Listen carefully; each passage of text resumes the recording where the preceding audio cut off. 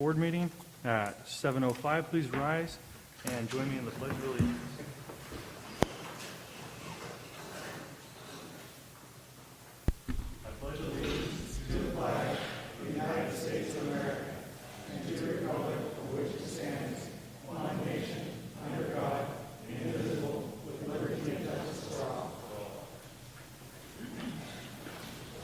Hey guys, just so you know, I don't really hear anything the board saying. I simply the flag of the United States of America. Okay, before we get into item D, approving of the agenda, I'd like to welcome Indivisible, with liberty and justice for all. Hey guys, just so you know, I don't really hear anything the board saying. I simply the pledge of allegiance. Okay, before we get into item D, approving of the agenda, I'd like to welcome. Hey, Dr. Morris, can you mute your end or silence yourself? Can you silence yourself? Because we're getting feedback. Sounds like it'll take a minute to get to. Hey, Dr. Morris, can you mute your end or silence yourself? Can you silence yourself? Yeah. Because we're getting feedback. I can't hear anybody else. I think they did the Pledge of Allegiance. That's all I. Yeah, you have YouTube on your side? I have a Chromebook, so I assume not. Okay. I could go up my phone. Oh, I think we got That's it. fine, we're good. No, this is fine, no, we're good. I think All right. we got rid of the sound. So welcome everyone, and thank you for attending our school board meeting tonight. This is Meadow Ridge Elementary School, and it's a very hard project that a lot of people put a lot of time into, and I just want to show you appreciation for all the voters that helped pass the bond to build this school. It's a tremendous school that will be here for a very long time. The smart technology that's built into this school is going to help a wide range of students. There's actually lights that can calm down a classroom or excite a classroom. It's built to hold 600 students, and East Albany is growing, so it was a very good purchase of the voters. So we'll move on to item D, approval of the agenda. Mr. Chairman, I would move approval of the agenda, but before I do, I would acknowledge that we met an executive session at 5:45. Did not make any decisions in executive session, nor do I anticipate any made as a result of that session. We conferred with counsel on current litigation or litigation likely to be filed. These matters likely will come before us at a later board meeting. With that, I would move approval of the agenda as presented. I will second the agenda. The motion's been moved and seconded to approve the agenda. Any discussion? All in favor? Aye. Aye. Motion passes to approve the agenda, item D. And we'll move on to item E, comments from the public. Chris is working hard today because I was in the same file as her and could see her adding them in there. The Chief of Staff Sipe is going to give us a quick overview of what the comments were. Thank you, Chair Aguinagua. Again, my name is Rich Sipe. I am the Chief of Staff. Can you hear me okay in the back? Okay. So we received a total of 17 public comments. 11 of those were critical of the board.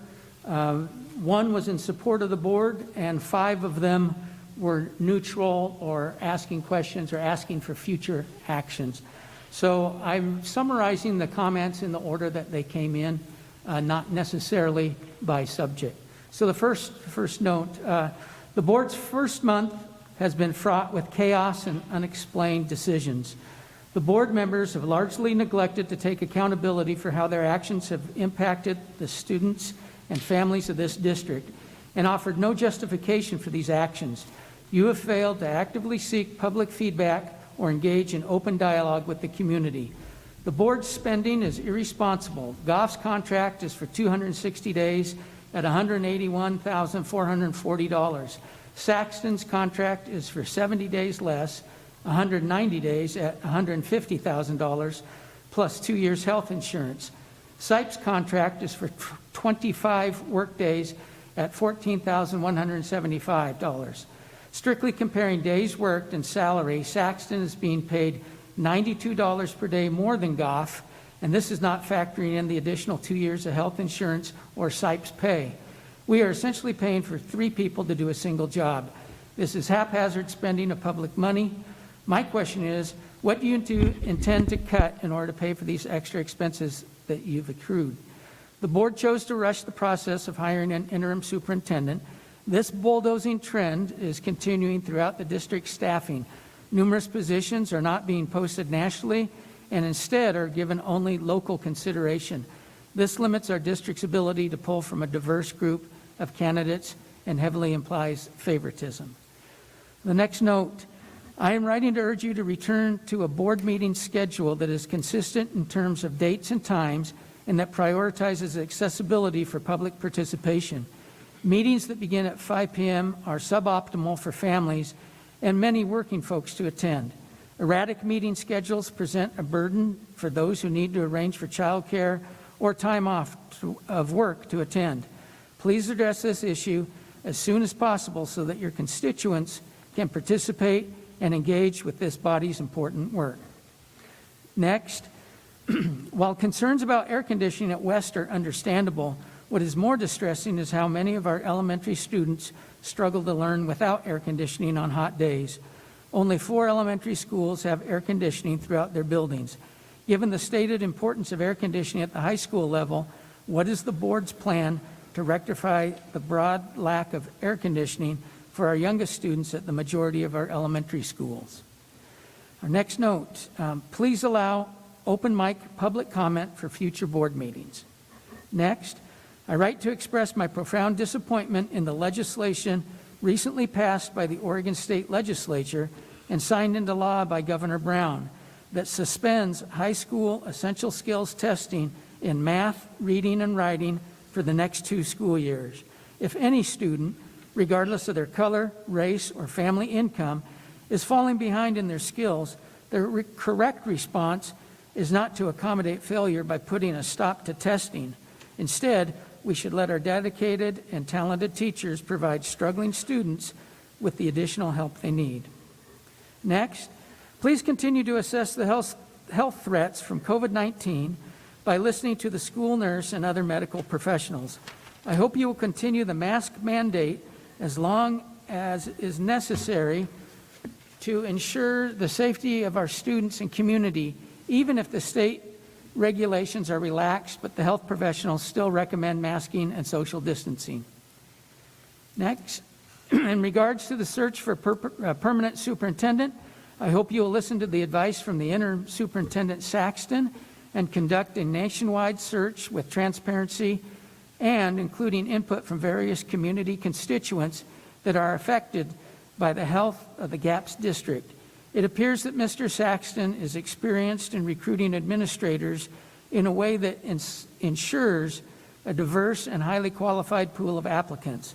The public should be involved in the process to create an interviewing and hiring process that is transparent. Next, as a concerned parent, I continue to beg the current board to stop using their positions for their personal agendas and to start representing all families of GAPS, not just their friends, the loud minority who are anti-mask and anti-equity.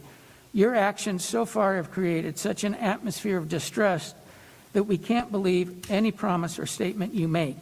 I think we need to hear a firm promise from all of you, again, that you will follow state and federal laws regarding COVID safety measures. I'd suggest doing a better job of scheduling meetings from here on out so that working parents are more likely to be able to attend and to go back to allowing public comments during meetings. Next, since July 1 swearing in, the majority of this board has devoted itself to avoiding interaction with the public, at least with those whose opinions do not align with those of this board's majority. Examples, special meetings scheduled and rescheduled at the last minute with the bare minimum notice, changing start times, changing regular meeting dates, limited topics for comment, only written comments accepted, heartfelt words from diverse community members speed read by white men without effect or inflection or not read at all. No signs, no verbal expression, You are elected to listen, to learn, and to lead in that order, not in special, quote, listening sessions, but in regular course of business. I look forward to addressing you in my own voice at the regular meeting time on Monday, September 13th. Next, Dr. Stolich's letter to the editor in the Democrat Herald on August 22nd lays out a clear process for board goals and superintendent evaluation. Will this be the current process? If not, what will take its place? Will board members start responding to emails sent to them? Currently, only 2 members do. Next, Directors Aguinagua, Nyquist, Morse, and Wilson continue to make decisions that are political and divisive. It is clear that you ran for the school board to push a political agenda and to do favors for some of your West Albany friends. Your decisions have led to some outstanding employees resigning and leaving the district, and it will be very difficult to fill those positions with qualified people considering the reputation GAPS has right now. Regarding the permanent superintendent position, our district needs a qualified, experienced superintendent. This process needs to be a full nationwide search conducted by an agency with no ties to GAPS. Next, recent actions by the board have led many of your constituents to question this board's commitment to transparency.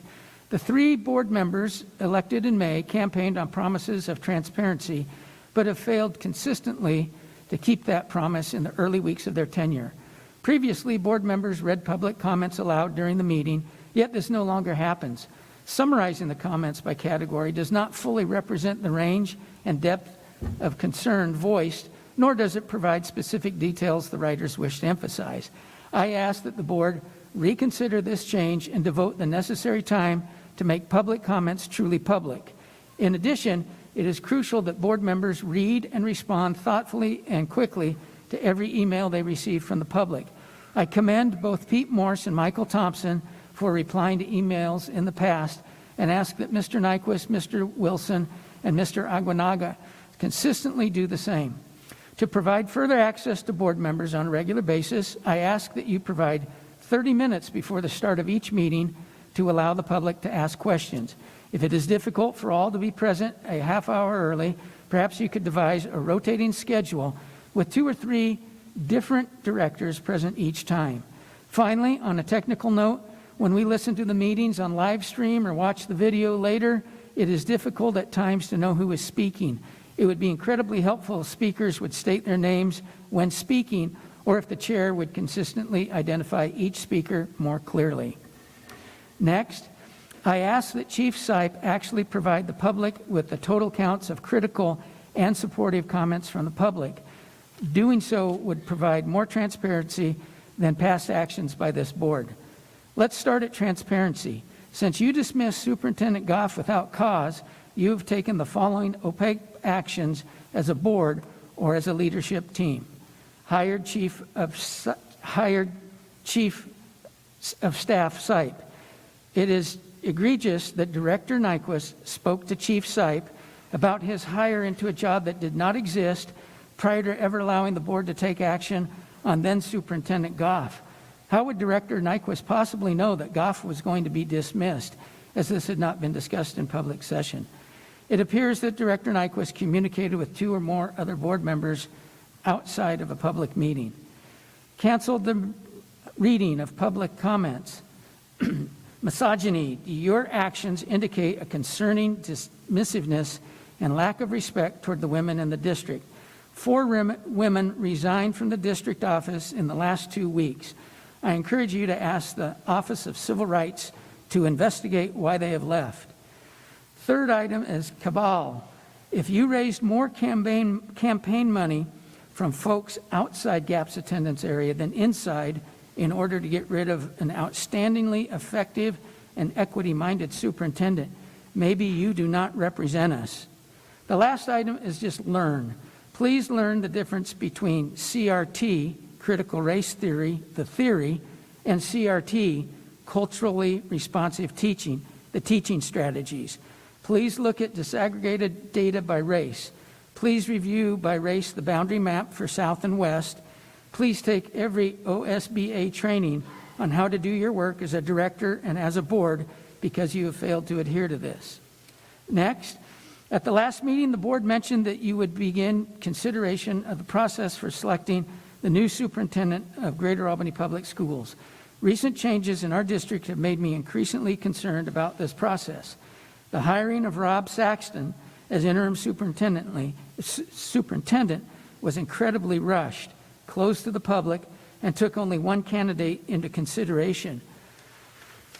Due to the rushed process and the way in which the board designed it, the public was restricted to offering minimal feedback.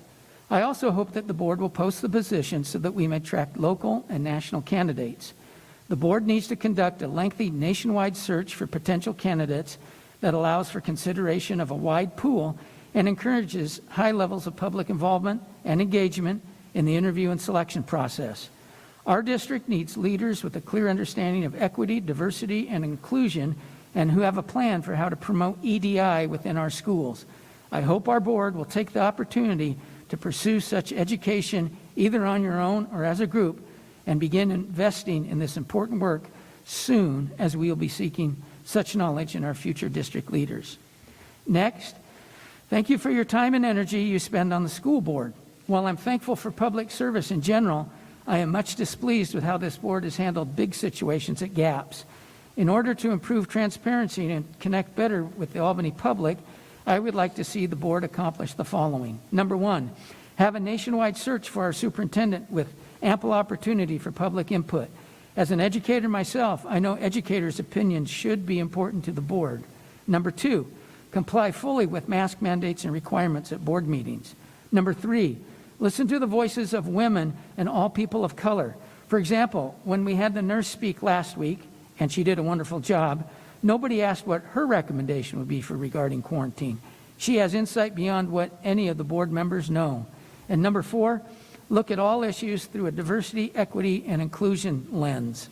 Next, I appreciate how quickly and transparently our board worked to find a replacement for Goff.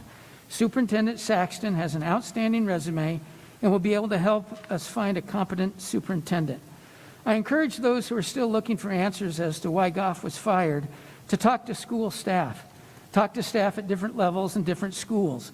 I've asked, and through my own observation as well, the environment within the district was hostile, there was lack of transparency, and only some groups were listened to. Staff were often afraid to speak up due to fear of repercussions from the district office leadership. It was an unhealthy environment to work in. And what's most telling is who did not show up to support Goff. For a few examples, teachers, school staff in general, and community groups like the Boys and Girls Club and the YMCA who work closely with GAPS. Let's move forward and have a great year. Next, the school district is paying for the salary and benefits of former Superintendent Melissa Goff, as well as those of Interim Superintendent Rob Saxton and Chief of Staff Rich Sipe. One question hasn't been answered publicly. How is the district paying for the additional cost? In the GAPS school board roles for committees and organizations in agenda item F2, Assistant Superintendent Lisa Harlan is listed as the staff liaison for just 4 of the 38, or 10.5% of the committee's organizations. Is this comparable to the previous years that she has served as Assistant Superintendent? Thank you. Thank you, Chief of Staff Sipe. We will move on to letter F, board business, and I will start with F1. In 2019, it was my privilege to write a proclamation for the board on recognizing Hispanic Heritage Month. Today, it is my honor to read it as board chair. The Greater Albany Public Schools Board of Education, number 2021/22-1. Whereas the Greater Albany Public Schools recognize that Hispanic and Latinx people contribute to our nation's success. They serve in the military and as educators and attend schools across America and strengthen our economy.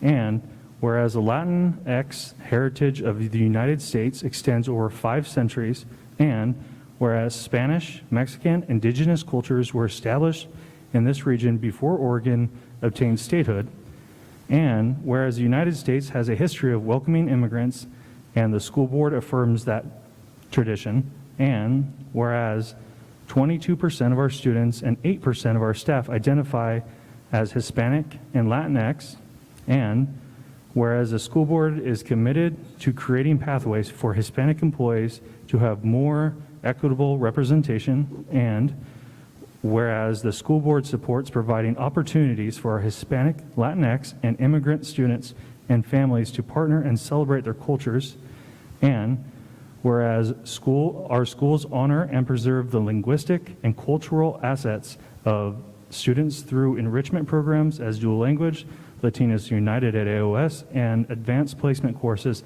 that help develop and enrich the diverse backgrounds of our heritage Spanish speakers, while not exposing non-Spanish speakers to diverse multilingual and multicultural perspectives. And whereas our community is strengthened and support and advocate from organizations like the Lynn Benton Hispanic Advisory Committee and the City of Albany Human Relations Commission.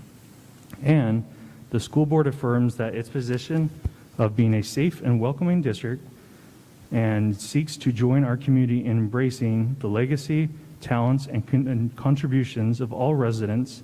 And whereas the school board commits to creating successful educational outcomes for our Hispanic, Latinx, immigrant students, now therefore, the Greater Albany Public School Board of Directors proclaims September 15th to October 15th to be Hispanic Heritage Month and encourages all members of our community to join in celebrating our Hispanic, Latin, and immigrant students. It is also my pleasure to introduce David Jimenez Hasman from the District Family and Community Liaison Office will read the Hispanic Heritage Proclamation in Spanish.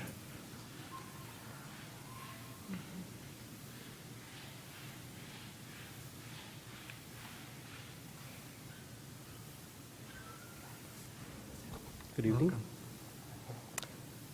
Proclamación reconociendo el mes de la herencia hispana. Número 2021-22-1. Considerando que las escuelas públicas de Greater Albany reconocen que los hispanos y Latinx contribuyen al éxito de nuestra nación sirviendo en el ejército y como educadores, asisten a escuelas en todos los Estados Unidos y fortalecen la economía, y considerando que la herencia Latinx de los Estados Unidos se extiende a lo largo de 5 siglos, considerando que las culturas española, mexicana e indígena se establecieron en esta región antes de que Oregón obtuviera la condición de Estado, considerando que los Estados Unidos tienen una historia de acogida de inmigrantes y la mesa directiva afirma esa tradición, considerando que el 22% de nuestra comunidad, nuestros estudiantes y el 8% de nuestro personal se identifican como hispanos y latinos, y considerando que la mesa directiva está comprometida a crear caminos para que los empleados hispanos tengan una representación más equitativa, y considerando que la mesa directiva apoya a brindar oportunidades para que nuestros estudiantes y familias hispanos, latinos e inmigrantes se asocien y celebren sus culturas, y considerando que nuestros estudiantes honran y perseveran los aportes lingüísticos y culturales de los estudiantes a través de programas de enriquecimiento como los cursos de idioma dual, Latinos Unidos de AOS y cursos de colocación avanzada que ayudan al desarrollo y enriquecimiento de los diversos antecedentes de nuestros hispanohablantes de herencia, al tiempo que exponen a los que no hablan español a diversas perspectivas multilingües y multiculturales, y considerando que nuestra comunidad se fortalece con el apoyo y la defensa de organizaciones como el Comité Asesor Hispano de Lynn Benton y la Comisión de Relaciones Humanas de la ciudad de Albany, y considerando que la mesa directiva ha afirmado su posición de ser un distrito escolar seguro y acogedor y busca unirse a nuestra comunidad para abrazar el legado, los talentos y las contribuciones de todos los residentes, y considerando que la mesa directiva se compromete a crear resultados educativos exitosos para nuestros estudiantes hispanos, latinx e inmigrantes. Entonces, por lo tanto, la mesa directiva de las escuelas públicas de Greater Albany proclama del 15 de septiembre al 15 de octubre como el mes de la herencia hispana y alienta a todos los miembros de nuestra comunidad a unirse a la celebración de nuestros estudiantes hispanos, latinx e inmigrantes. Thank you, David. I greatly appreciate it, sir. Hey, Eric, Chair. Yes, sir. Hey, just FYI, I can't hear you through Zoom, but I can hear you through the YouTube. My picture is looking straight at Javier, and no one else. I can see you through YouTube, but it's a couple second delay. So I'm just sharing that with you so you know. Thank you. I appreciate it, Dr. Morris. Chair Aganaga? Yes, sir. Just related to the proclamation, just a quick announcement. I've been speaking with members of both South Albany High School who have been in collaboration with West Albany High School and inviting Albany Options to actually start programming for Hispanic Heritage Month collaboratively, trying to actually bridge some of the gaps that are there. So I just wanted to let you know that there have been 2 meetings so far, 2 more planned for more programming coming up, and I figured it would be appropriate for the board and the public to understand and to know exactly that. Thank you, Director Cervantes. I appreciate it.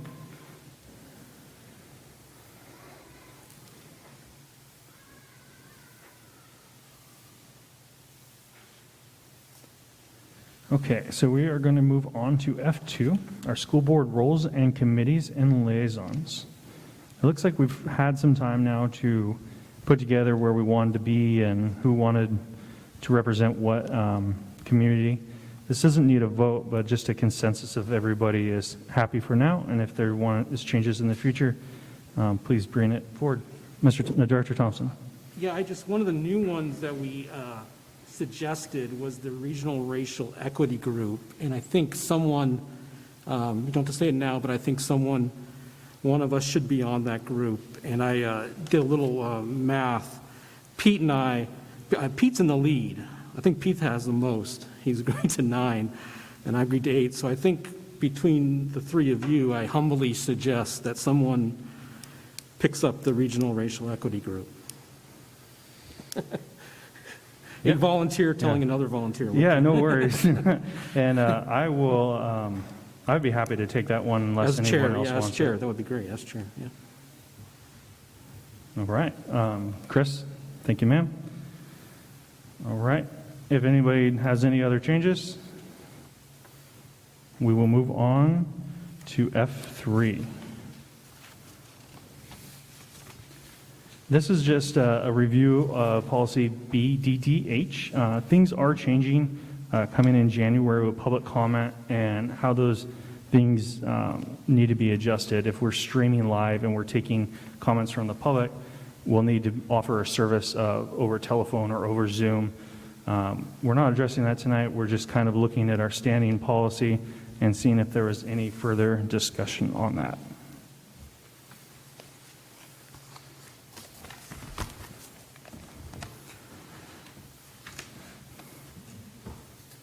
Well, this came, I'm going to speak, this came to us, this item, it came to us and it had no notes and it had just the policy. And, my thought is we've held these people here following protocol.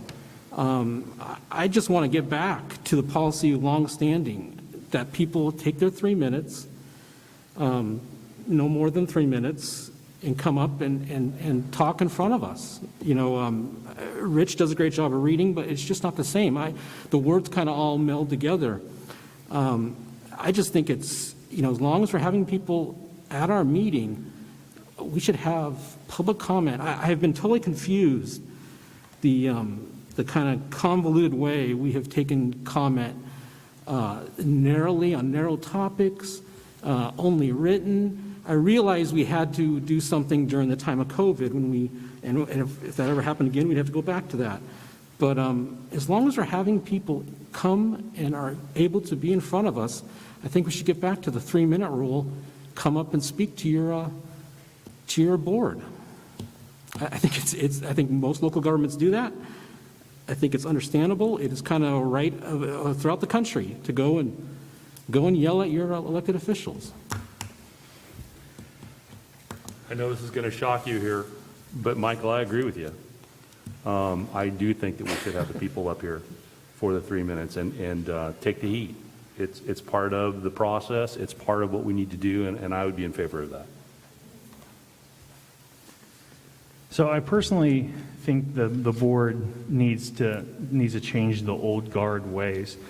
We need to be able to have conversations with our constituents, and unfortunately, I remind everybody that no gestures or hand signals or booing or hissing is allowed. That would be the crowd's first warning.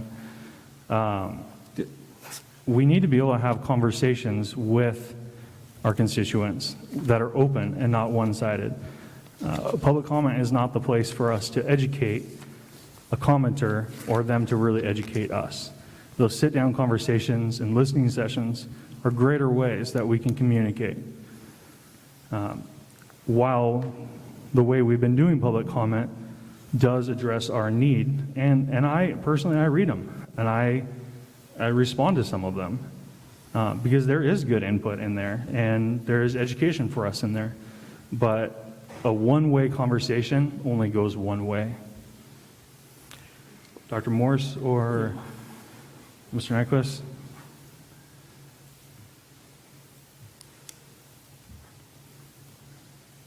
Well, I don't think he hears them. I'll speak. Peter can't hear us, or who. I think it's very important that members of the community are heard and that they feel like they're heard. I also think it's very, very important that we all conduct ourselves as if our children were watching us, because they are. And so I'm in search of a format that does that. I don't know what that is.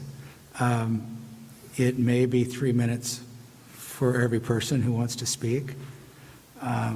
It's hard to have a meaningful conversation with public testimony in 3 minutes. I suppose the other good thing that I heard, one of the good things I heard in reading of the comments tonight, was a recommendation that board members arrive 30 minutes before, a couple of them, or stay 30 minutes after as well. So we need to have a conversation. We need to be able to communicate with each other. We need to be able to come together as a community. And we need to think through how that happens and how we can do that in a way that's constructive and productive for everybody involved. One of the things that Chair Oganawa, you brought up that I thought was important is the ability to have a conversation that's not one way. There are times when somebody will bring something up, come forward, and traditionally we have not been able to ask any questions. And it'd be nice to work out a format where we could, given a time limit of some sort, be able to ask follow-on questions, because sometimes we don't get all the information we need to understand. So I'd like to work that into the equation as well. So one of the challenges we have, as I understand it, is that the law changed, and that if you're going to Zoom meetings, the Zoom participants need to be included and have the right to speak as well. And so I look around the state, and based on the laws and the rules and the requirements, I would be looking for a model of success. I see 4-hour school board meetings. I see police being called. I see in another jurisdiction as school board members, tires being slashed. What we're doing now leaves a lot to be desired, for sure, but at least we're not that. So maybe a subcommittee of no more than 2 members of this group get together and come up with a plan and work with members of the community and go forward accordingly.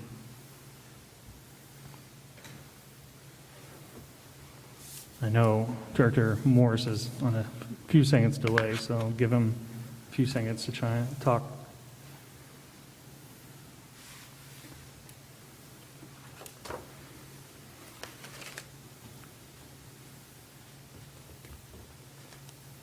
Pete, you got anything to add? I would suggest you just move on. Okay, this was just informational. We will see it again, but we wanted to talk about just what we're seeing, changes. Go ahead, sir. I like all those ideas. I think the most important thing is us figuring out a way how to meet the public's desire to communicate with us and for us to communicate back with them. I'm talking, aren't I? Okay, you know, I think the idea of us meeting with the public before or after is good, but we have to watch the idea that we can't have a majority of the board there, according to public law, you know. So I think a combination of letting a couple board members meet with people, us having at least some time for people to read some public comment that's inputted, because that has been a public law change, and now we have to read those if people don't show up to the meeting. I think all the above are good, but we just have to open up a way to get that communication rolling. Thank you, Director Morris.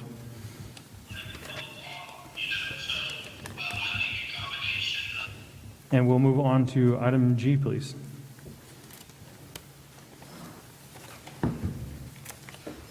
Thank you, Chair. Again, my name is Rich Sipe. I am the Chief of Staff. I have three things to update you on. The largest item on the list was the governor's news last week about requiring vaccinations for all K-12 educators in public and private schools. We are still trying to navigate that. We're waiting for some guidance from ODE and from Oregon Health Authority, while at the same time trying to keep our employees as well informed as we can at the time. So, for example, today, Assistant Superintendent Harlan and Nurse Rachel Smith met with a group of transportation employees and talked through things as we know them at this time. And so, obviously, there's a lot of concern and angst about that with our employee group. But again, we are informing folks as we find out more information as it develops. So that's a huge one on our radar. Second thing, we just wanted to remind board members that Benton County and Lynn County have different quarantine rules as well as masking rules, which could result in some students in Benton County having a longer quarantine period than students in Lynn County. I know Nurse Rachel Smith reviewed that with you last meeting, but I think that would be something that parents might be concerned about and might not understand of why my Benton County student has to quarantine longer than his cousin in Lynn County. Also, the masking mandate is different. Currently in Benton County, all outdoor activities would require masks. That means arriving at school, recess, leaving school. So a student at Oak Grove, for example, may have to wear a mask at recess, where a student at Liberty may not have to. So just wanted the board to be aware that those might be concerning to some parents and may not understand why that's happening. The third thing that apprise you about is just our general state of affairs in HR and where we are with hiring. We are currently looking for close to between 15 and 20 teaching positions spread out between the grade levels. And those tend to be in our hard-to-fill areas, such as math and particularly bilingual education and more specialized positions. We are looking for about 15 classified employees. 9 of those would be in special ed, and 4 of those would be in bilingual positions. And then we have some secretarial positions and other various positions, support positions available. So we have a lot of hiring to do, and we're hopeful that we'll get there. This is a busy time of year, any year. This is a particularly busy year for us this year. So if you know anybody that's interested in teaching, particularly bilingual, special ed, math, science, please send them our direction. Thank you, Chief of Staff. We'll move on to board liaison reports.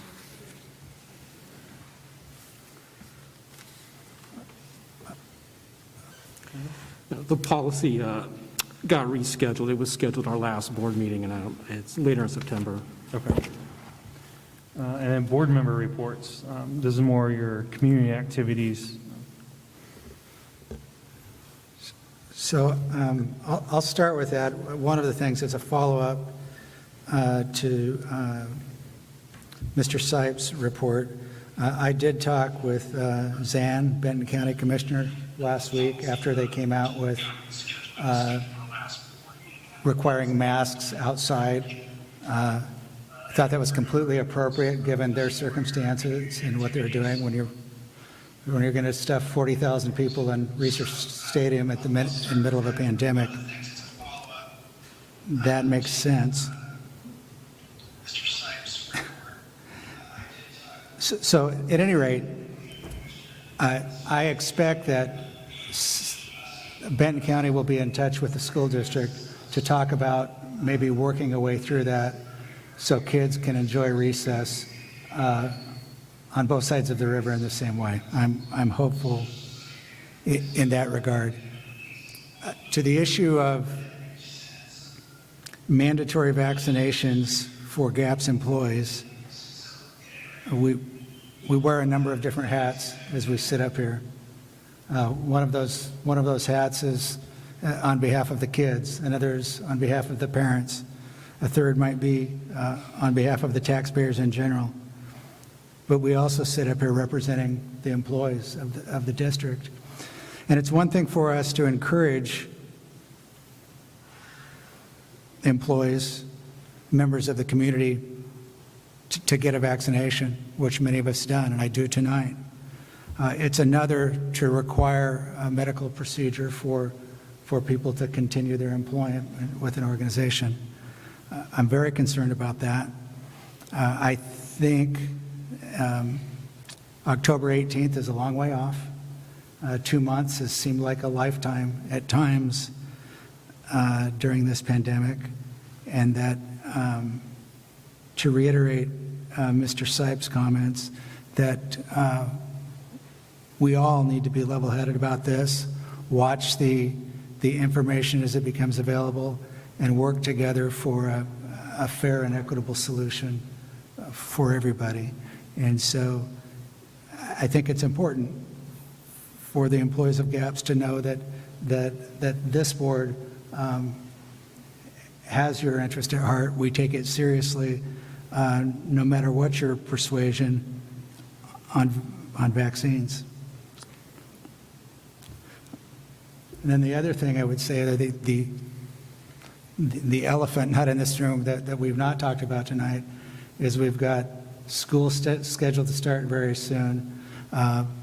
COVID numbers continue to increase. There's a lot of angst and concern out there, I know, about whether or not this school year will start on time. You all watch the news, read the paper, get data over the internet or wherever. It would seem to me, and I've been pretty involved in this for a while, that if the OHSU modeling comes to pass and be true, that as a state and probably more likely as a community, that we will be okay. And that is that they project a place of herd immunity, if you will, about the first week of September. And it's challenging to know whether or not that comes to pass, what happens with hospitalizations in the meantime.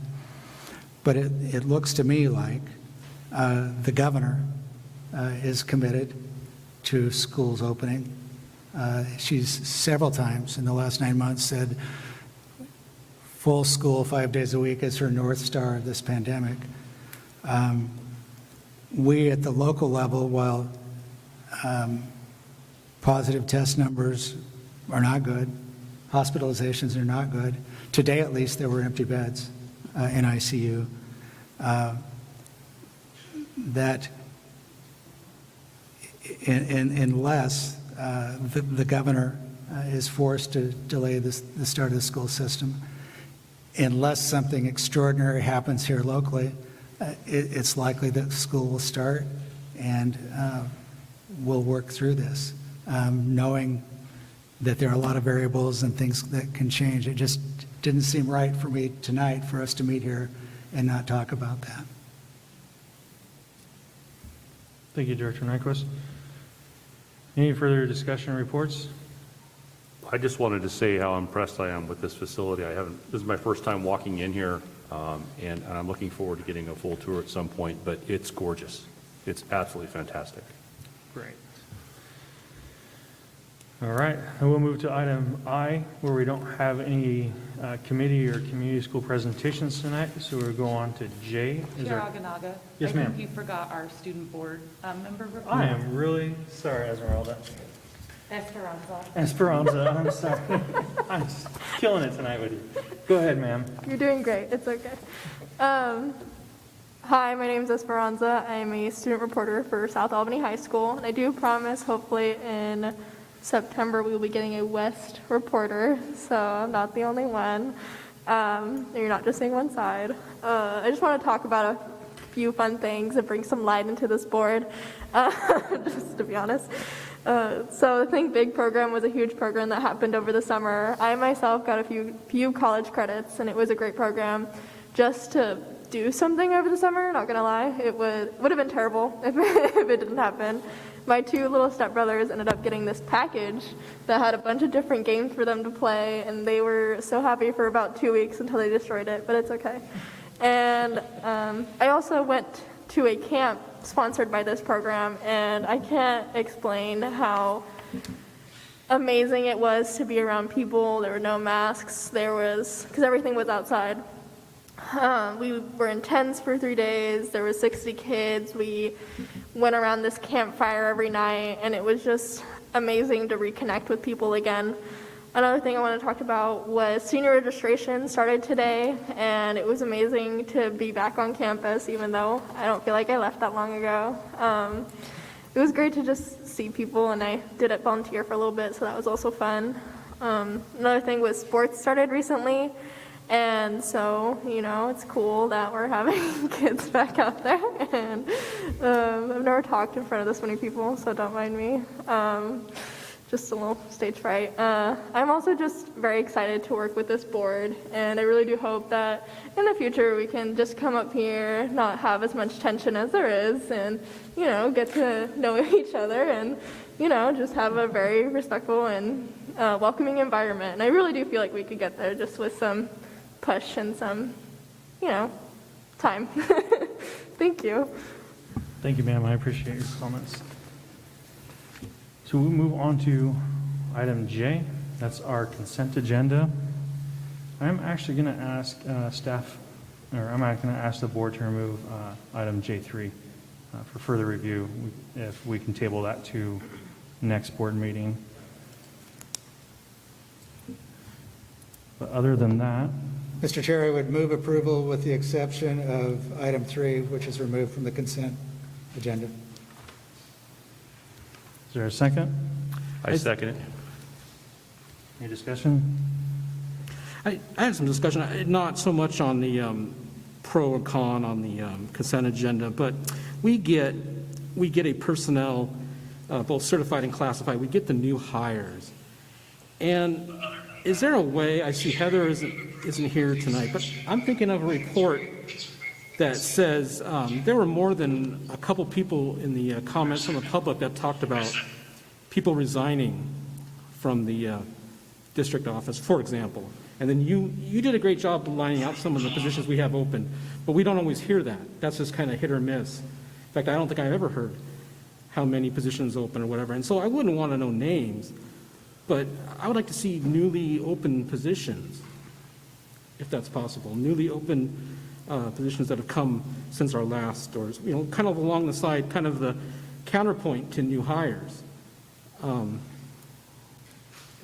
I'm curious, where the openings are, and I'm curious, frankly, if people leave and positions are combined and what that means. And I would direct this to Heather, she's not here, so I'm directing it to you.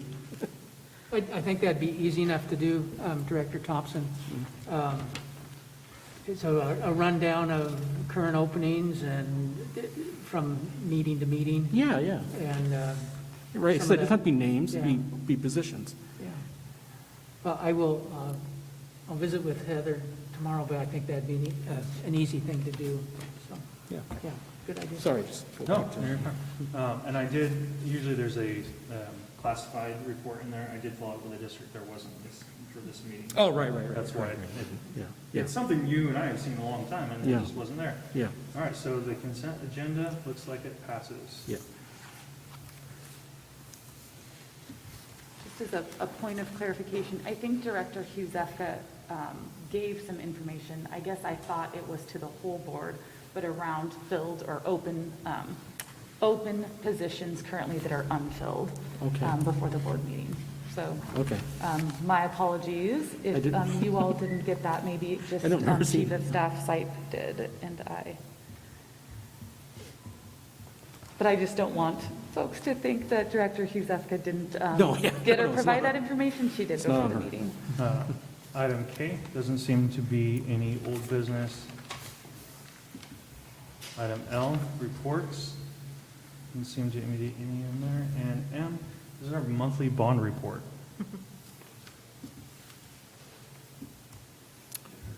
That's you. Yeah. Those cafeteria tables are not forgiving as we, And for members of the we public, age. this is Mr. David McKay with H&K Company.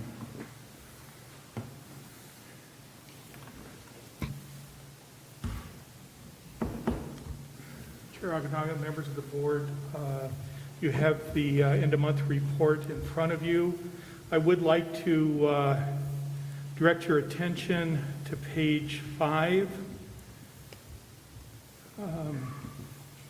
which is the financial report. And I just want to identify that there were a number of items at the last board meeting. There were amendments that were adopted.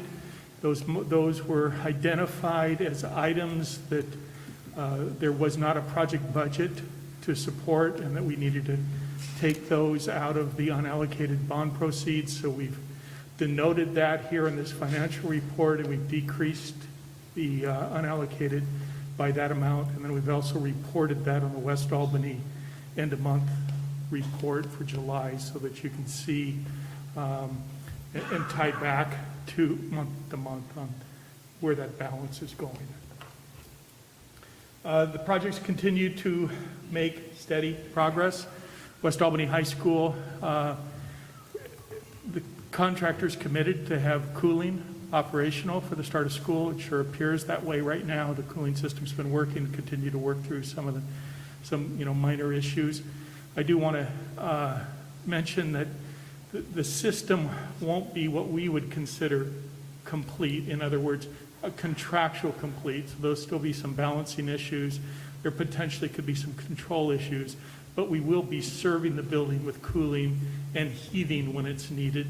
And then we're just going to continue to work through any of those issues until we can come to you and say that we have a completed project, as we have with all of the other projects we've done. Just a thorough checkout. Contractor and the architects, design teams continue to work with us and continue to have ongoing dialogue, continue to work diligently throughout the week to try to bring the project to a place of completion. The critical facility upgrade projects, those are basically 3 categories this year: fire alarms, fire doors, and flooring. They're all on target and will be done for the start of school, so we see no issues with that. Transportation, we continue to work with the contractor. I believe I reported last month that we had a pre-engineered metal building contractor that basically left the project, refused to continue to participate with the project. Emmer Construction moved swiftly to not only put that contractor on notice of breach, but to find a replacement contractor. As of today, we still believe we're on schedule, and there will be no cost impacts to the district for that new contractor. So we were able to seamlessly move quickly to be able to remedy that issue with that pre-engineered metal building contractor with minimal impacts to the project. I also want to highlight that that is a non-bond funded project, and I think it's important for you to know it. I've put it in this end-of-month report because it's a project that we're managing, and so just to be able to have a single report that comes to you for ease, we continue to put it there. So with that, I'd open it up to any questions you might have about any of the projects or anything that is in that report.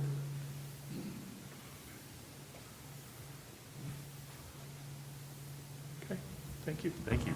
Don't go too far. I think you're on the next item as well. I'm gonna let Doug, You're gonna let Doug take I'm gonna it? let Doug take lead and Okay. I'll stand behind the board.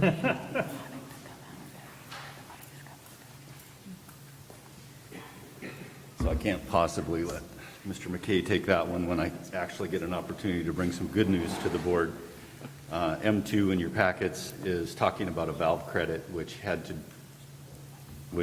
do with valves that were specified at a higher grade but installed at a lower grade. The grade that they were installed at is the same grade of valve that was installed on all of our other projects, this building, South Albany, Oak Grove. So what came back to us was a $202,000, $590 credit. From that credit, it would be very helpful if the board could authorize the interim executive director of operations to continue to deal with change orders that are coming. And the example that I would use is David McKay was referring to the tab or the balancing that it continues to be ongoing. One of the things that came up today was the potential for a need for a check valve in the hydronic system for it to function properly. Project's installed per the drawings and specifications, but it's one of the findings that's coming up, and we just need to be able to proceed with those as they come up. Any questions? I would move that we give the interim executive director of operations authority to approve the West Albany High School Tier 1 additional projects within the budget amount of $167,590. I second the motion. One question, what would be the amount that you wouldn't even be talking to us? Isn't it 167 close? Is it like 100 could you just do without even bringing it to us? 150. 100, oh, okay, so you're 17,590, okay, great. So it's been moved to give the interim director of operations authority to approve West Albany High School Tier 1 additional projects within a budget amount of $167,590. Is there any further discussion? And all in favor? Aye. Aye. All opposed? Motion passes.